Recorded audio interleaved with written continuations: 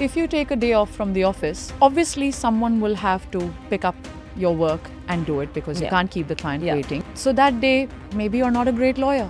Yeah. Maybe you were a great mother that day because Yeah. you took your child out for a movie. मुझे लगता है एक बहुत बड़ा myth ये भी है कि सब मेरे बारे में बात करेंगे, लोग क्या कहेंगे कि मेरा डिवोर्स हो गया, जबकि आई थिंक लोगों की आजकल टॉपिक्स इतनी जल्दी चेंज होते हैं बात करने के, जितनी जल्दी हमारे इंस्टाग्राम पे रील्स चेंज होती हैं। एक बहुत बड़ा मिथ ये है कि if you have a child, उसकी primary care will always go to the mother. Pallavi, what do you do after you win a case? Most likely I'll go and have a matcha latte.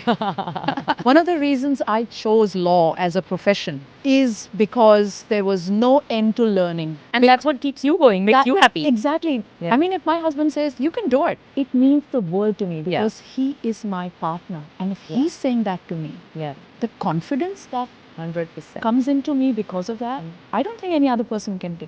Jag is just like that too. I started podcasting. He's the one fixing my mic, Aw. doing everything. And he's not an expert. He knows nothing about any of this. So yeah, I think having a partner, he makes my heart happy. He makes my soul happy. I glow from within because of him.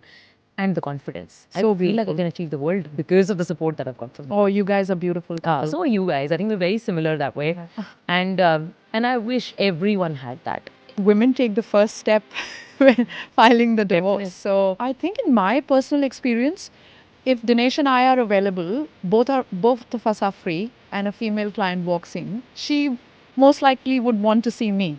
The myth is that if you're living in the same house, under the same roof, that you're not separated.